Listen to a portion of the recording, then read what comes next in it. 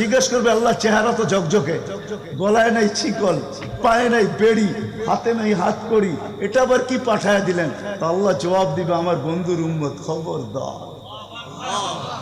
তো ফেরেশতা মালিক জিজ্ঞেস করবে দারোগা হাতকড়ি নেই কেন?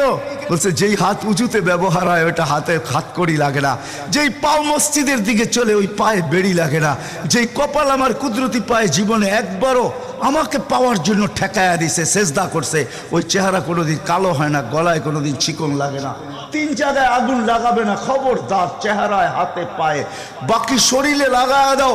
আগুনকে যখন মালিক হুকুম দিবে ধরার জন্য, আল্লাহ আমাদেরকে শিখায় দিবে, স্মরণ করায় দিবে, আমরা কলেমা পড়তে থাকবো। আগুন আসবে আর যাবে, আসবে আর যাবে, ধরবে না। একবার, দুইবার, 3বার হবে। মালিক কোরা চার্জ করবে, লাঠি চার্জ করবে, ধরিস না কেন? তো আগুন বলবে লাইসালি সুলতানুন আলা মান ক্বালা